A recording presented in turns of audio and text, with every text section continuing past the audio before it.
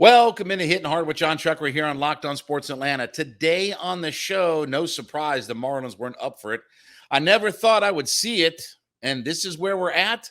It's all next on Hittin Hard with Jon Chuckery, Locked On Sports Atlanta. This is Hittin Hard with Jon Chuckery, part of Locked On Sports Atlanta, and it starts now.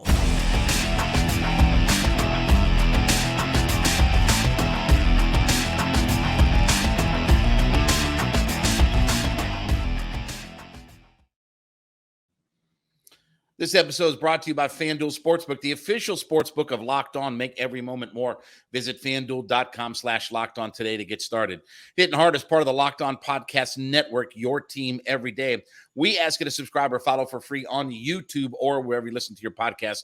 Get the latest episodes of Hittin Hard as soon as they become available. Check us out on the SiriusXM app and follow me on my personal Twitter page at JMCH316. So no surprise at the Miami Marlins. We talked about this last week. Look, the division's over. This thing is over. Again, the Phillies and the Mutts and the Marlins, and you line up whatever team that you want, they're not up to the task. And this is why the Braves are the deepest lineup. They're having maybe their best offensive year. We'll talk about that in a little bit. But Marlins, again, everybody else, they're not up for the task. When the Braves get head-to-head with these jabron franchises, they take care of business. That's why the Marlins and the Mutts and the Phillies and everybody else, they can't overtake the Braves because they can't beat them head-to-head when they get out. Braves swept the Marlins. Braves swept the Mets. Braves swept the Phillies. They sweep everybody. Now they're on an 8-game winning streak.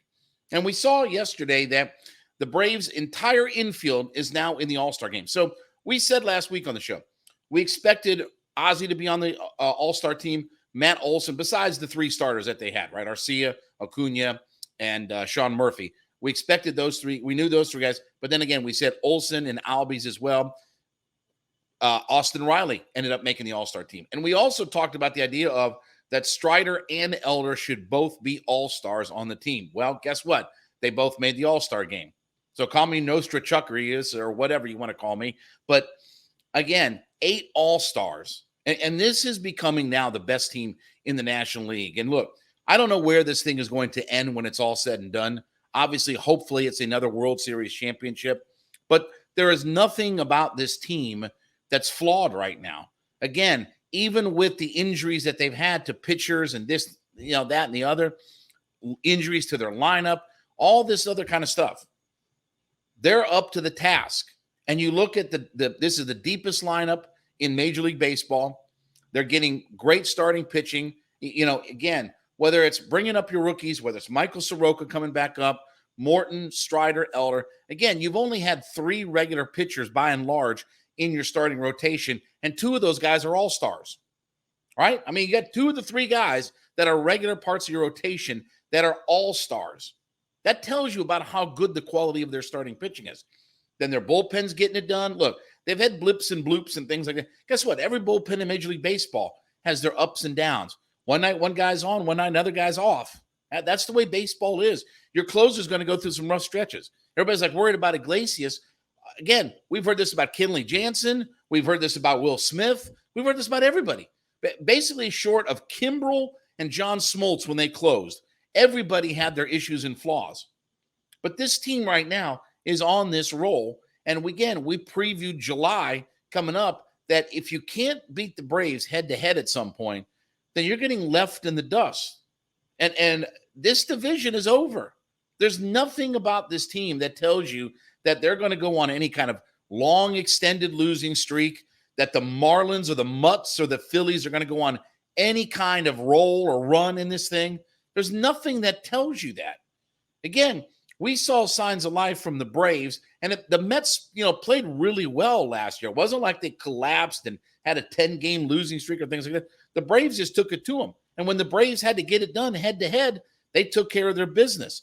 That's what the Mutts and the Phillies and the Marlins can't do, is that they can't compete head-to-head with the Braves. Forget when, again, the Braves are playing the Tigers or the Dodgers or the Cardinals or whatever scrub team that they're playing. If you can't take care of your business head-to-head, then you've got no chance to win the division. That was the thing last year that made the difference as far as the Braves winning the division. They took care of their business head-to-head against the Mutts, and they took care of the Phillies last year. And obviously, they've taken care of the Marlins for the past decade. It's been ridiculous how good that they've been the past decade against the Marlins. And again, they're potentially going to be a playoff team. They're having a good season. But you look right now, and it's a 9-game lead over the Marlins, a 12-game lead over the Mutts. A 12-game lead over the Phillies, 18.5-game lead over the Mutts. Like, how great is that? Like, how much fun is that? But we talked about the idea of, okay, if the Marlins can't handle their business, you're going to have all four of these teams that are going to be double-digit games behind. And we're heading into July. We're into July, early part of July. We're heading toward the trade deadline. It's not going to make a difference. And we're going to talk about this lineup here in just a minute. But again, 1 through 9, they've been outstanding. And again, they're well represented in the All-Star game. 8 All-Stars in total. Their entire starting infield. Think about that. The entire Braves starting infield is in the All-Star game. And then Ronald Acuna Jr. is the leading vote getter. Your catcher's in the All-Star game. And 2 of your 3 real starters that you've had for this year. Now, think about the scary part. Here's the scary part, okay?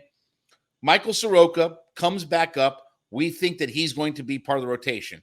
Like, again, I've said, there's no reason for Soroka to go back down to Gwinnett. There's nothing to be learned at this point. But at some point, maybe end of the month at the latest, maybe first part of August, you're going to get a 20-game winner back and the best left-hander in baseball. Now, think about how scary that is, okay? You're doing all of this good work without the services of a 20-game winner from last year and the best left-hander in baseball. I really don't know, other than, adding some bullpen pieces, where the Braves are going to be looking as far as the trade deadline. Because Max Fried is throwing bullpen sessions, and he's going out there, and he's getting himself ready. So by the time the end of the month comes back, you're going to pick up 2 free agents. You're going to pick up Max Fried and Kyle Wright to go along with 2 All-Stars you already have, Morton, Soroka. Then if you have to flip some guys, Dylan Dodd or a Jared Schuster or whoever, Colby Allard is, pitched really well. So your rotation looks like it's going to be set. Maybe you add a bullpen piece, maybe 2. I think left field is set. We talked about last week on the show. Rosario's hitting the crap out of the ball. He's made some catches out in left field, and he's hitting. So you're pretty good there. Maybe you get a right-handed bat to come off the bench. I mean, again, these are first-world problems that the Braves have right now. These are all first-world problems that they're facing right now. But this team is on a roll, and you saw that the Marlins were not up to the task. They weren't up to the task of even getting a game against the Braves. And now the Braves, I think, are 8 in a row. They're going to play the Guardians. And then after the Guardians series, the World Series preview right before we get into the All-Star weekend. That's going to be potentially a World Series preview with the Tampa Bay Rays and the Braves meeting up. That could be what we see come October, November, December, whatever the World Series is going to be played in all of it. But the Braves are on a roll. They're the deepest team in baseball. 8 All-Stars on that roster. There's nothing really standing in the way of the Braves right now. They've been outstanding thus far, and certainly they are the class of the National League, maybe the class of the entire Major League Baseball. All right, this episode is brought to you by FanDuel. FanDuel is America's #1 sports book, and we're obviously headed toward the All-Star game. And listen, FanDuel has got you covered where if you're a new customer to FanDuel, you can sign up today, and new customers are going to claim their no-sweat first bet where you can get as much as $1,000 in bonus bets. You head to FanDuel.com/LockedOn. That's FanDuel.com/LOCKEDON and claim your no-sweat first bet where if your first bet doesn't win, you can get as much as $1,000 in bonus bets. FanDuel is safe, simple, secure, obviously easy to use. You can bet on everything from money lines to prop bets to how many homers Aaron Judge is going to hit on a given night and everything in between. So go to FanDuel.com/LockedOn. That's FanDuel.com/LOCKEDON. Claim your no-sweat first bet where you can get as much as $1,000 in bonus bets if your first bet doesn't win. FanDuel is the official partner of Major League Baseball. Major League Baseball trademarks used with permission. So I will be honest with you. I never thought that I would see this. And this may be the best lineup in my 30 years of watching Atlanta Braves baseball. I never thought that somebody would be better than that 2003 team that we saw that had Chipper in left, Andrew in center, Gary Sheffield in right, Marcus Giles raking at second, Rafael Furcal, Vinny Castilla playing third. Like, that team was loaded. Obviously, Javi Lopez driving in 40-something homers, 100-plus runs. I never thought that I would see a team that offensively was better than that. Now, again, we've talked about on the show, that was the famous team that in 2003, when they lined up against Pryor and Wood of the Chicago Cubs, their offense just went dead. For what was the 20th century mark as far as highest runs. And now this Braves team, by the way, we saw the other night, halfway through the season, they're on pace to beat the mark of the 2003 Braves team. They're on pace for, I think it's 914 runs. That team scored 907 runs. So this is lining up to be maybe the best Braves offense in club history, certainly in the last 30 years that I've seen. But I never thought that I would see a group that was better than that 2003 team. But you look right now at what this team is doing with Matt Olson just homering day after day after day. Sean Murphy having his best offensive season.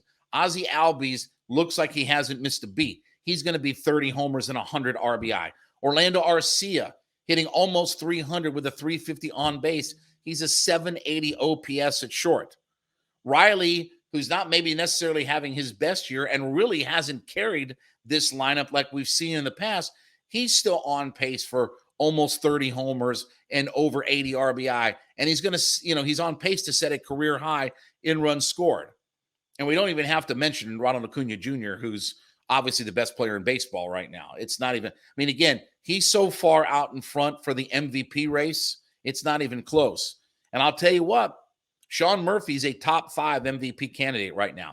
If you did a vote for MVP voting, Sean Murphy would be in the top 5. It'd probably be Ronnie first, Freddie Freeman a distant second, and somewhere in that mix, 3, 4, 5 is Sean Murphy. He's been that good and that valuable for this team, offensively and defensively. We know he's one of the best defensive catchers in Major League Baseball, but his offense, now that he's gotten out of Oakland Alameda Coliseum and that dreadful disaster of a ballpark to hit in, now his offense is being able to shine through. And the thing is about this team is that we talk about the 7, 8, and 9 hitters. You're getting contributions no matter who it is, whether it's Ozuna or Rosario or Arcia or even Michael Harris, who's maybe not having necessarily, again, the season that we thought that he would have.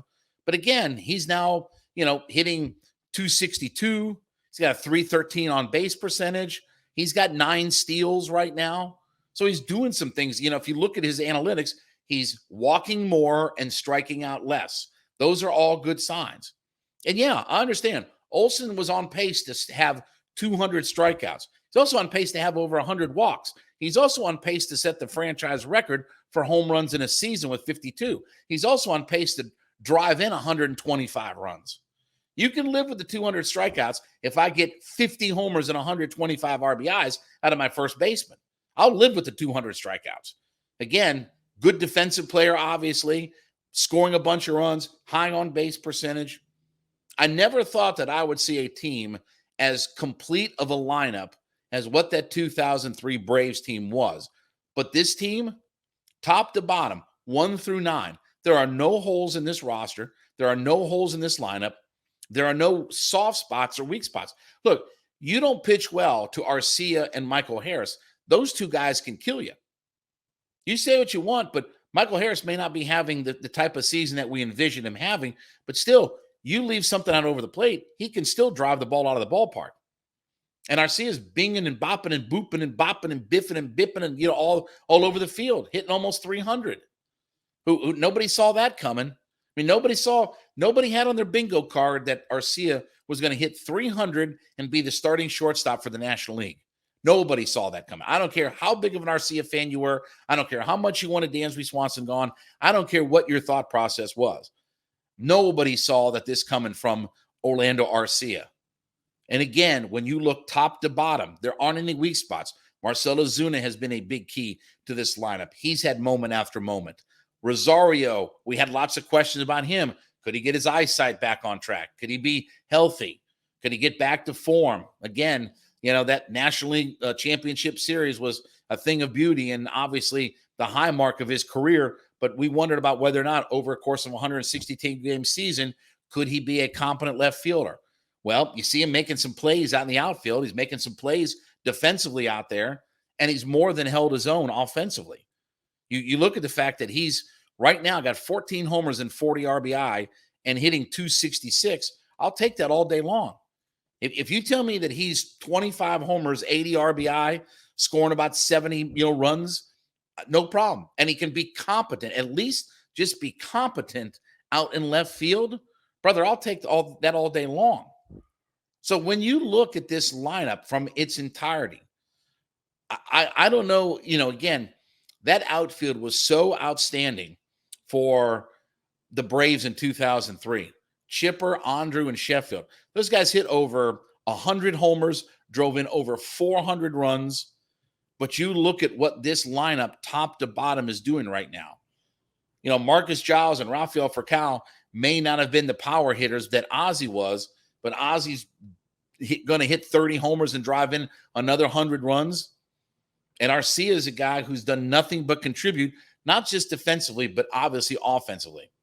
So top to bottom, this may be the best Braves lineup that we've ever seen. And I don't think that's a stretch. And again, I've been here for 30 years. I've seen a lot of Braves lineups. I've seen really good Braves offenses. I've seen not so good Braves offenses. I don't, forget the 1980s and all that kind of stuff. This team is way better than anything that happened there. We need to look at that, 16-year run or whatever it was with divisional, championships and everything like that. But that 2003 team, I always go back and think that was the best lineup that had ever been for the Atlanta Braves in my time here. That was the best lineup I ever saw. And again, it didn't end very well. Let's hope that things end a lot better for this year's Braves team. But this lineup has been outstanding. This is the best lineup I've seen from the Atlanta Braves. And I think it even outclasses the 2003 team. And don't look now that they're on pace to score more runs than what that 2003 team did. All right, as you're listening into Hittin' Hard with Jon Chuckery, make sure you go in and leave us a comment on whatever podcast platform that you're listening on and let us know that you're an everyday listener to the show. We do thank you so much for being a part of our growing community. We want you to leave us a comment and let us know that you're an everydayer. You're listening in 5 days a week to the show. We thank you so much for being a part of our journey here for this last little bit more than just not quite even a year and a half that we've been on with you. So we thank you so much for being a part of the show every single day.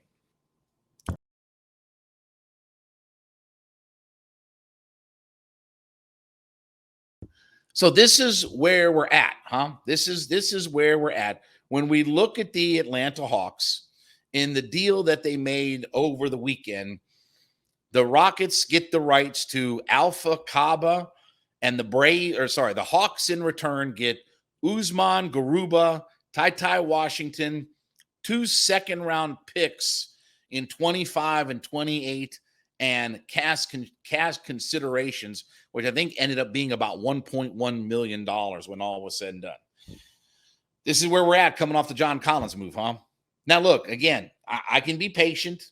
I understand, okay? And we freed up money, and we did all these things. We talked about this last week, right? We freed up money. We got ourselves under the luxury tax. I think we're $8.8 million under the luxury tax and all this good kind of stuff, okay? We've got the $25 million exemption, but again, you can do that in a trade, but that still counts towards your payroll whenever your payroll ends up getting figured out. Okay, but again, we're not a better roster. See, this has been my problem. We're not better. I don't have a problem with the Collins move and what we did and freeing up money, and we took a step back as far as the quality of our roster. I got all that. But when our next move is Ty Washington and Usman Garuba, okay, when we're taking on Houston Rockets cast-offs, when that's where we're at with this, come on, guys. I mean, let's do something that improves the roster. Like we talked about, the fact that, okay, I'll live with Collins, but the next move has got to be something that improves our roster. This doesn't improve our roster. Miss me with your whole narrative about whatever these guys are, Ty Washington and Usman Garuba. Miss me with whatever name. They are cast-offs from the Houston Rockets, who are the least talented roster in the entirety of the NBA. They are the absolute dreadful mess of a franchise in the NBA. You can't be a worse franchise in the NBA than the Houston Rockets and be a less talented roster. Sorry, you can miss me with that whole narrative. We need to start getting better. Again, we keep finding out about how the luxury tax. And what have I warned you about? I've been warning you about this for over a year now, that this is where they're looking at. We can talk about trying to be a championship caliber roster and this, that, and the other. And again, it's not an easy thing to build a quality roster when you have a super max player. Again, all the Miami Heat, they're under the luxury tax. Yeah, because they don't have a super max guy and they don't have some of the contracts that we do. Jimmy Butler's not a super max guy. He can be a super max guy, when he qualifies. Again, second team all NBA now. But again, we have our super max guy who's going to cost us $44, $45, $46 million a year. When you have guys that take up, when you have a guy that is almost a third of what the, luxury tax penalty is in salary, it's hard to build a roster that doesn't go in the luxury tax. And you end up with Garuba and Ty Washington and cash considerations and all the and second round picks that we're going to sell off. Those will be part of a trade. I mean, who cares about second round picks? What's the likelihood that you can find somebody in the second round that's a quality? Miss me with Joker and Draymond Green. Okay, those are one-time exceptions to the entire rule. How many Jokers do you find in the second round? How many of those guys? It's usually stashing. It's usually who was the big guy that we had from Brazil a few years ago, whatever like that. Again, it's usually the stiffs. It's usually stiffs is what you find in the second round. Stash and dash players, foreign guys that go play overseas, guys that will never make the NBA.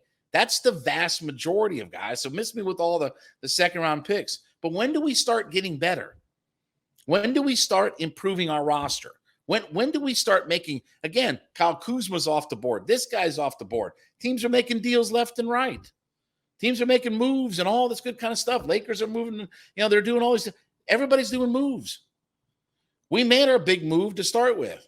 Okay, good. Now what are we doing to get better? Well, we're going to sit back and read the tea leaves and figure out what happens. No, let's get better. Let's get better as a franchise. Like, where are we going? Like, is this where we're really at? Where we're making trades with the Houston Rockets for, a bunch of stiffs and second round picks and cash considerations, and the Rockets get the rights to a guy that nobody knows about. Nobody's heard of this guy. Even his family doesn't know that he was in the NBA draft process. His family didn't even know. Alpha Kaba, they're like, wait, who? What? He's with the Rockets now. He's in the NBA. We didn't even know. That's where we're at with this. Again, I'm not saying go out and sign, the top player in free agency or make the biggest trade. I'm not saying that, but let's do something that's improving our roster. Again, if we're going to trade a Collins, and we didn't replace him with a Kyle Kuzma, let's do something. I can have some patience, but these moves that we're making right now, they're just uninspiring. And I'm telling you, like I said, I've said this before, and I'll continue to say it.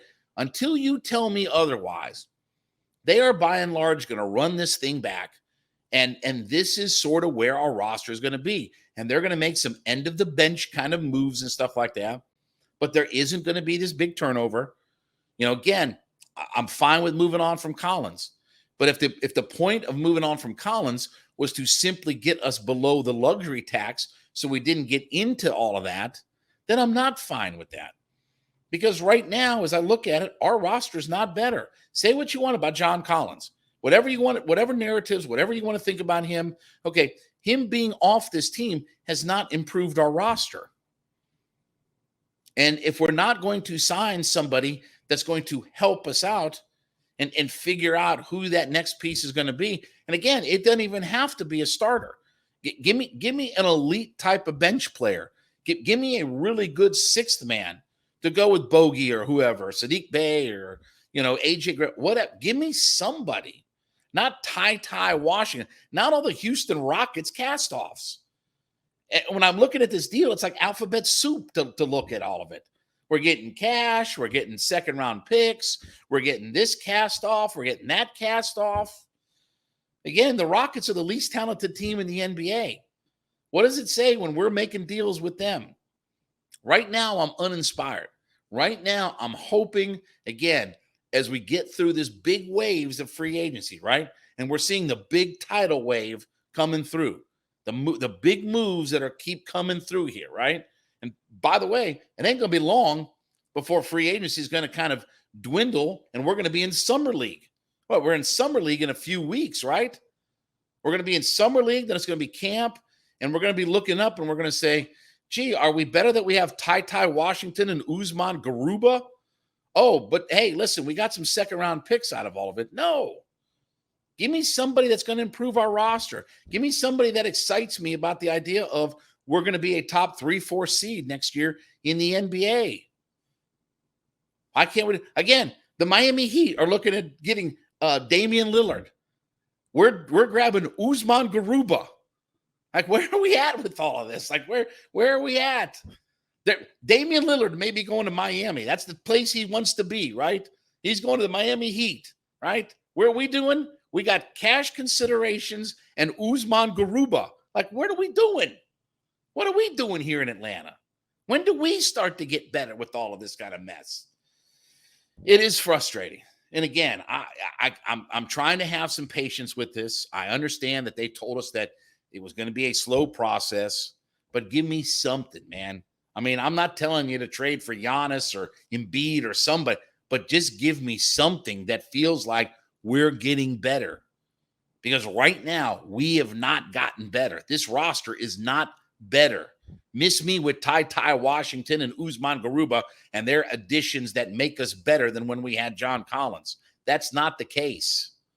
Hopefully this thing works itself out, but I have this real fear that at the end of the day, we're basically going to run this thing back. That's what really scares me, is that this needs some changes to the roster.